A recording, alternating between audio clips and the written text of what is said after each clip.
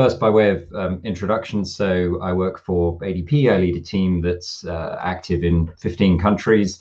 I've been in the payroll space for 5 years, and I've been reading down some of the comments and listening to the conversations this morning. And I've been honored to be given the honorary title of Payroll Geek at one of these previous sessions. I have the joy of co-hosting the Women in Payroll podcast with Mel. And at ADP, I'm surrounded by people who live and love payroll. But I'm still a little bit inside out and outside in.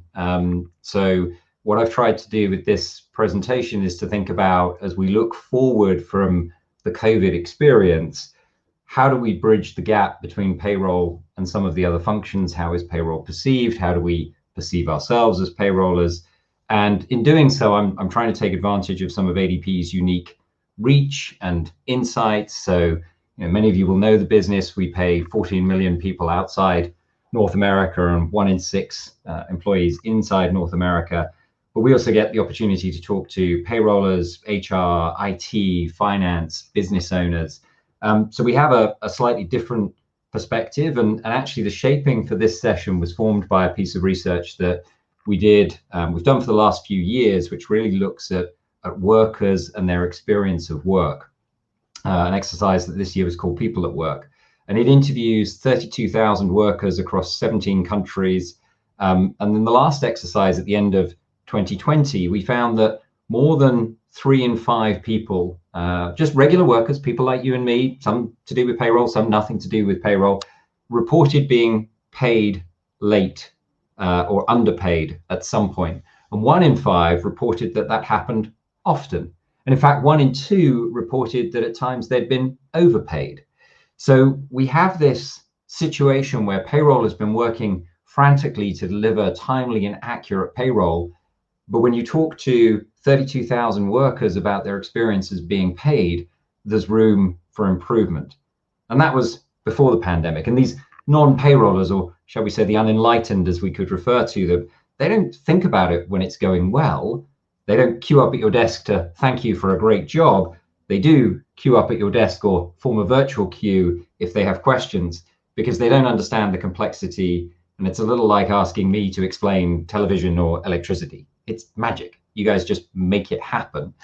So actually, as we started thinking about the insights we were seeing from the market, the conversations that were happening within the industry, it felt that the potential of payroll was not clear. So I actually asked an independent research organization to look specifically at the payroll community, to talk to people who really understand payroll, and look at where some of the challenges are and where some of the opportunities are. So this piece of research is now available.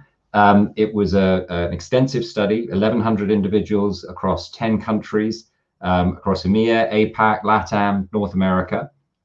Typically, the most senior representative around payroll in companies that employ over 1,000 employees. So of all the people we would expect to have the ability to weather the storm that's been the last 18 months, to have a clear and cohesive strategy around payroll, to be able to really fulfill the potential that we talk about for payroll with its data and its insights, we felt that this group of people would provide a good counterpoint to the employee experience that we were seeing in People at Work.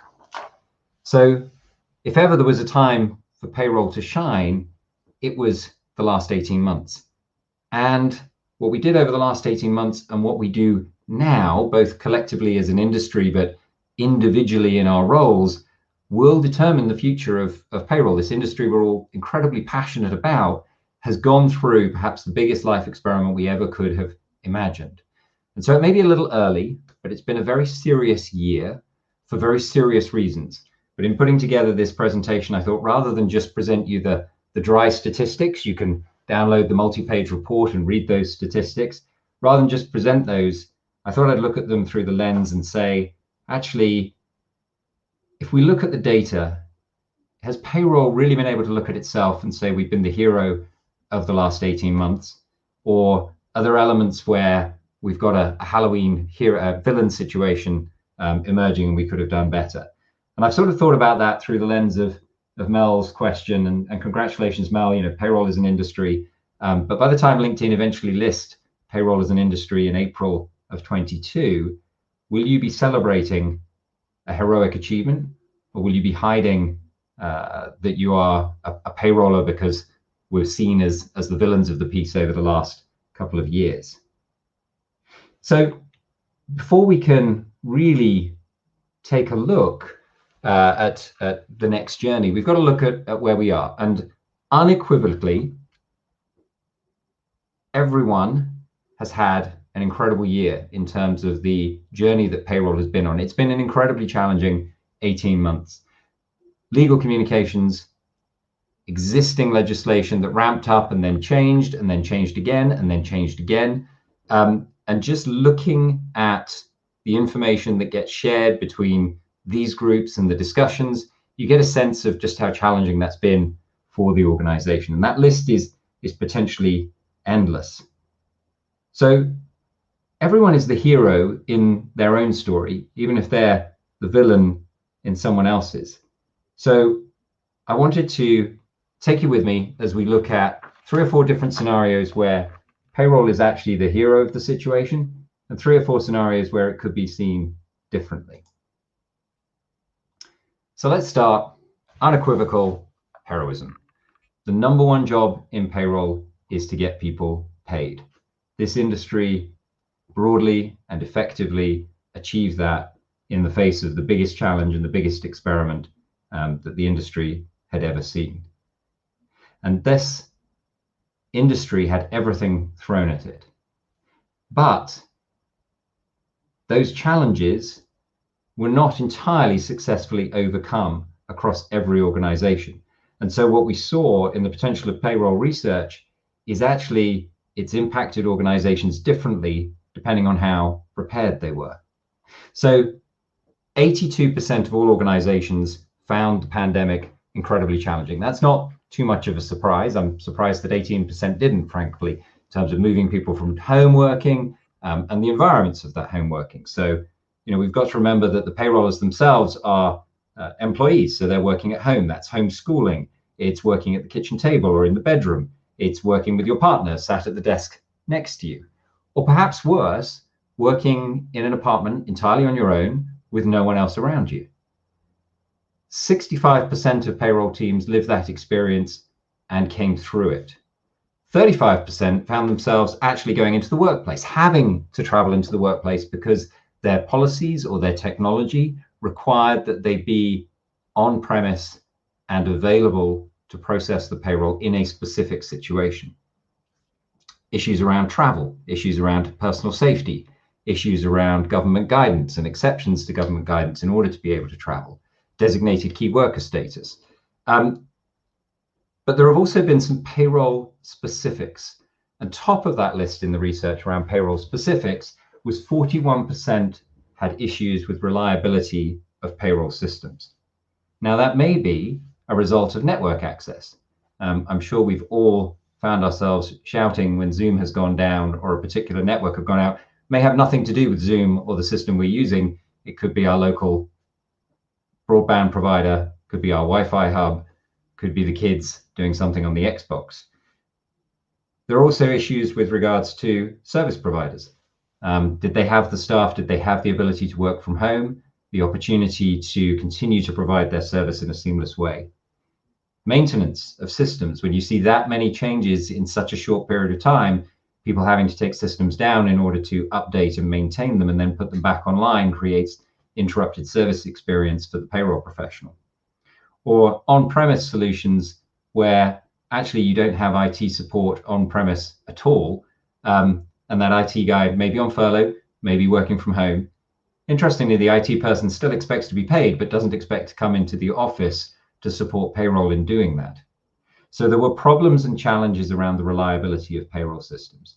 There were problems and challenges around access to payroll systems. But perhaps more importantly, and a challenge or a problem that's potentially lurking under the radar for the next 6 months or the next year, there were real challenges in terms of maintaining data security protocols. These are teams that often operate behind secure environments, locked doors, key cards, remote premises, controlled access, now taking their work home in many countries around the world. And if a system or a service provider did not have clear protocols, that created new and intangible risks for many global payroll professionals. And I actually was doing some research early in the pandemic about how different organizations were tackling these situations. And there was guidance, official guidance from a software vendor to download the entire data set onto a thumb drive, take it home and plug it into your home PC in order to run payroll. I hasten to add that was not ADP advice, but it just highlights some of the examples where system limitations meet the great stress that is COVID. And then 28% have challenges around vendor technology support.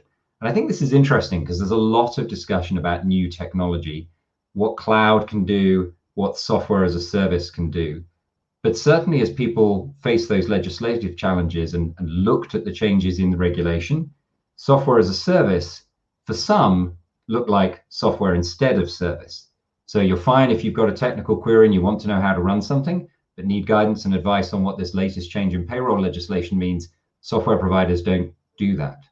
So there were all sorts of new challenges as this industry encountered, like every other industry, encountered the effects of COVID for the first time. But overall, the industry got people paid, and by and large, as far as I can tell, apart from some late night Twitter rants from people that were struggling to take on the furlough scheme or other challenges, the industry came together and performed. So definitely hero. And that's a Herculean effort when you consider what's involved. Now, heroism is normally a short-term activity. Superman spends far more time of his life as Clark Kent. Wonder Woman spends far more time of her life as Diana Prince. And I love the film The Incredibles. And in the opening section of The Incredibles, there's an interview with Mr. Incredible. And he makes the comment, "I just cleaned up around here. Why are you guys messing it up again?" Or words to that effect. And being a superhero every day is an impossible ask. So there have been some really great moments, and I think the GPA has played a huge part. The GPA coffee mornings, the legislation education initiatives where the industry came together to share knowledge about what we were seeing around the world. And that community on Twitter, whenever you saw a lone payroll professional, the only person in the office on Twitter asking for help, there was always someone there who was asking to support them or offering to support them. So again, genuine acts of heroism over a sustained period of time. But the survey does raise specific concerns.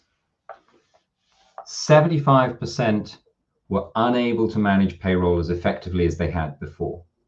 75% in the face of this challenge were unable to manage payroll in the way that they were before. And when we talk about that, that's, we're talking about 90% accuracy.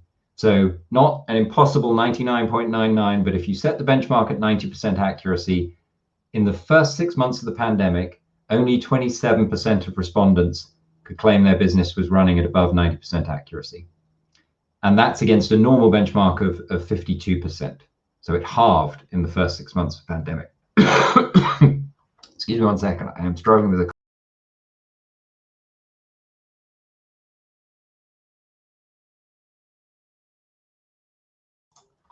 Excuse me. Some of you may have read of this freshers flu when the kids go back to school. It's not COVID, but it's pretty brutal in terms of a common cold. But we're going to push on through because that's what payrollers do, right? So some other statistics and information that may be useful. 39% struggle with accuracy, 38% with timeliness, and 29% with reporting capabilities. But the underlying and consistent theme about why these were a challenge was because individuals were too busy doing the job to do the job. And by that, I mean 61% of respondents were receiving too many payroll queries. They were too busy dealing with what was directly in front of them to actually maintain the standards that they would run in a normal process. And that's interesting because if you're too busy to do the job, the way we think about the job probably needs to evolve. And in this spotlight that was thrust on the payroll was thrust into the spotlight, I think it's safe to say that the industry has been coping, or individuals have been coping. But coping is not a strategy. And you could actually argue that payroll has been coping for years, one of the common conversations as we talk about the Global Payroll podcast is the struggle to get investment into payroll, the struggle to engage at the C-level, the struggle to communicate the value of modern technology.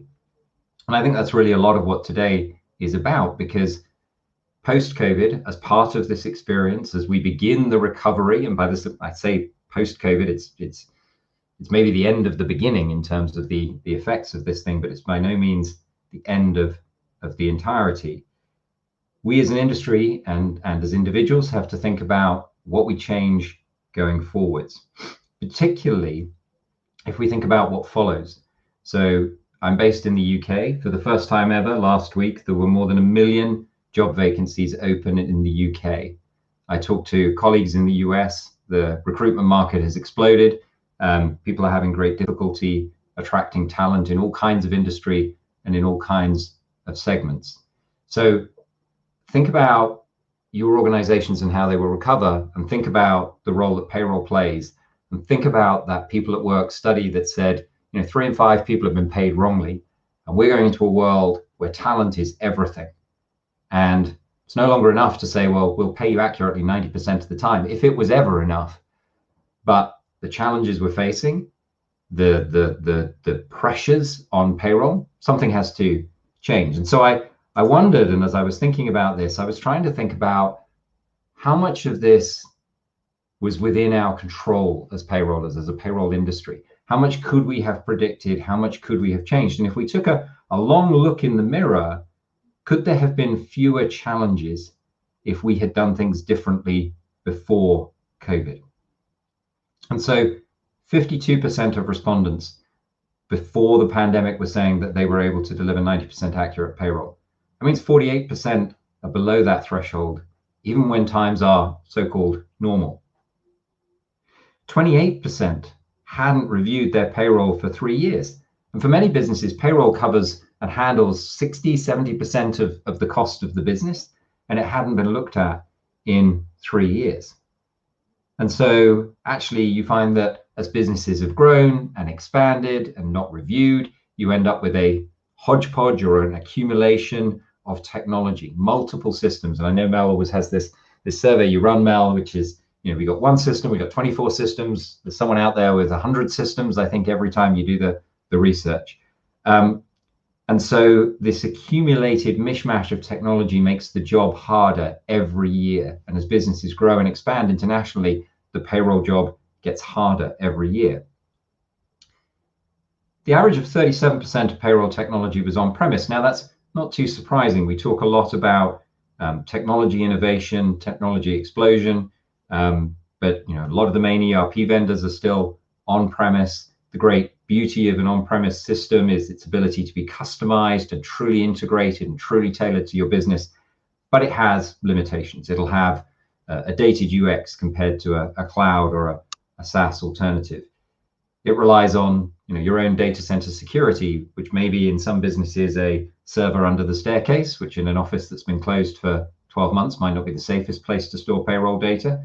And it might have challenges in terms of the modern requirements for GDPR, or if you're looking at the legislation changes in China, the PIPL that's coming into force soon. And it certainly won't have the same seamless employee self-service, manager self-service user experience front end designed for an individual to access from a mobile phone on their home mobile network or whilst out walking their kids to school in the morning. And actually, if you look at what those tools do, if you look at the impact of just self-service on that 61% of people struggling with inbound queries, the reduction in those inbound queries could be equivalent to having 30% more heads in your team, 30% more people to do the job, because you're freeing up the time they're doing another part of the job. So it was interesting that on-prem is still there. It's a long migration process from an on-prem technology to a modern solution. And if you haven't looked at it in a number of years and you haven't engaged with the C-level suite around the rationale for payroll investment, it's an unsurprising number. The number that did surprise me, though, is given that on-premise allows a level of customization, allows a level of integration, 1 in 4 of those on-premise solutions was pretty much standalone. So not integrated with the HR system, not set up in a way that's tailored to the requirements of the payroll team, not built for efficiency, but built and left. And I'll talk later about some research we did with the Economist group about how businesses expand globally, but it's all too often that things get built and then left and then never looked at again until they're thrust into the spotlight. And so I think the opportunity here and the decision that teams can make, whether they're the hero or the villain, and I am being a little tongue-in-cheek here, but it is a decision that you can make. Are you going to be the team that goes forward and helps fix this problem? Or actually, are we going to go back to the way things were before and continue to cope for a little bit longer? And, if you look at the impact just in the last few years on your personal life, I doubt many of us are using a Filofax to run our diary. We're shopping at Amazon, not on our high street. And so this is a critical area for the payroll profession to understand. I'm excited to see the session later on. I would ask you to keep your eyes open for the technology session and actually get a sense of the difference between an API call and AI. These terms, this technology is going to be important to the future of this industry, and it's already here now. So to extend the metaphor, so what about how others see the payroll professional in the business or see payroll?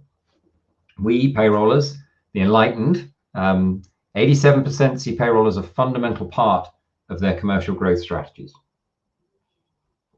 And yet, 73% of finance leaders, the real owners of those growth strategies, don't even consider payroll data or insights in their strategic process. Primarily because they don't believe payroll can answer the questions they would ask. And the very worrying thing when you look at these statistics is actually for the last 18 months, more than half or nearly half of the industry were unable to ask payroll related questions, or were unable to answer the payroll related questions that they received. And those that were, fully 1 in 4 were able to do it in the time requested, but 3 in 4 couldn't do it in the time that the business needed them to. Now, again, we understand the value of payroll. We understand the data and insights. It's the record that the employee cares about most above all. It is the data they will keep up to date because it directly impacts payday. But we are failing as an industry to communicate that to our peers, and we are failing to prepare and provide the systems and the model for how we would share that with the wider business. And so I touched earlier on this idea of villain or hero.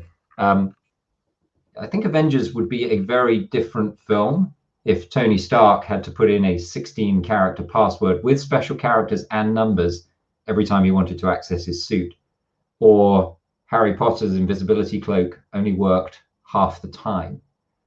It's a silly comparison perhaps, but in the story that we tell the wider businesses that we work with, these are the limitations that we're almost placing on ourselves and living with because we cope, and payroll gets the job done. And actually, on the villain side, the story could get a little bit worse. So 70% of respondents still feel underprepared for future disruption or major regulatory change. And that's just at the beginning now, as we're going to see that regulatory change begin to roll back. So in a number of the countries where interim steps were put in place and payroll had to scramble to respond to those interim steps, they will now be pulled back, and payroll will have to unwind all the changes that have been made, plus go through the process of audit and year-end review and actually tackle the after effects of not being able to achieve 90% accuracy on payroll. And so, it's interesting, generally black swan events or these so-called once-in-a-lifetime events are accelerating.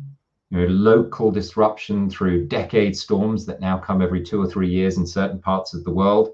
The COP meeting, the climate change discussions suggest that these situations are only going to get worse. Payroll has to adapt and support the business in everything that it's facing. And the world has become a much more dangerous place.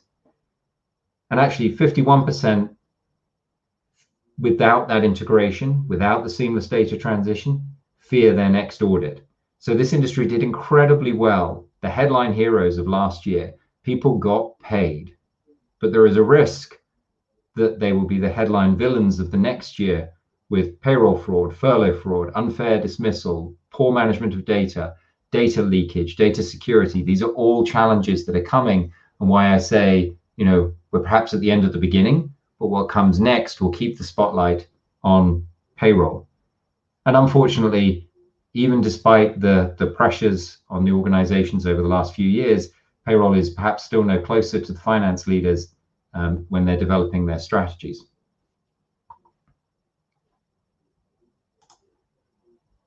So you can make an argument that payroll has been the hero of the last 18 months. You can make an argument that payroll has been the villain of the last 18 months in terms of preparation and readiness for an exceptional situation. But it has definitely been thrust into the spotlight, and now people see the value and they feel the risk. So it is your opportunity, our opportunity as an industry, to take action. And to be the hero of your own story, you have to own this conversation within your business. You have to be able to have the technology conversation, have the outsourcing conversation. Technology and outsourcing are not a threat to a function per se, particularly in a world where we're all challenged by talent shortages and the war for talent. But that's very much a C-suite conversation. And again, kudos to Mel for putting the agenda together. There's another session later today that talks about how payroll gets that voice in the C-suite to go tell this story and engage the business. So I won't preempt that, but I do have a couple of suggestions. There are real areas where payroll can make a huge difference. Access to greater reporting and analytics, consolidating multi-country reporting. The business case for multi-country payroll has never been stronger. Increased visibility, increased speed, increased security, and increased efficiency. All of these are there to be presented to the business as businesses begin to plan their recovery. And whether it's a technology choice or an outsourcing choice, the right people to drive that are the payroll people who fully understand the benefit, the impact, the opportunity. So I have a few suggestions for some tools and follow-up thoughts, as well as attending the later sessions today. I'd highlight a piece of research done by the Economist Intelligence Unit called Growing Pains. If you're in a company that is looking at its recovery being growth-led, this document does a great job of describing some of the pitfalls of international expansion and how different functions can work together more closely and use payroll data to really drive the performance and growth of a business. Should be findable on Google or any ADP website. There's a Forrester Total Economic Impact Study and tool set, which allows you to put your data in around your payroll, your organization, and actually calculate the time to return on investment and the financial impact. Equips you to have a conversation with the finance leader about the benefits of greater reporting analytics, the cost avoidance of financial penalties in a very uncertain regulatory environment. And that total economic impact study shows typically, to those who've completed it, the return investment in global payroll is under 12 months. There are a series of recovery workbooks available from ADP that would allow you to think through some of those questions in private, not with 100 other people on a network, and not with anybody on your teams, but just actually a thought document to help you guide your thought process as you think through what do you do with this opportunity now to engage with HR and finance and drive the recovery of your organization. And then there's some broader thoughts around digital transformation and the role of payroll and designing a process and a model and the technology to support a global business recovering from COVID. What does that look like?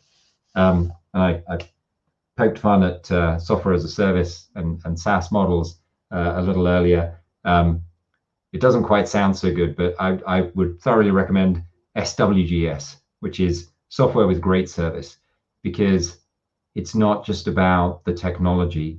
RPA, AI, machine learning, they're incredibly important drivers of efficiency, but it's about the impact that you have on the business and how you take this opportunity to optimize the global payroll operation, look for visibility into data and insights and reporting that allows you and the business to become more agile. So I firmly believe that good things happen when you bring payroll and HR and finance closer together, when that pure raw data that the payroll professional looks after is made available to the wider business to drive decision making. And improvements in payroll accuracy and business compliance are there. But maybe the ambition is not to get back to where we all were before COVID, but to use this as an opportunity to build forward. So I said earlier on, I'm a little bit of an honorary payroll geek. I'd ask you to read the report, make your own conclusions. But in all seriousness, you are all heroes to me.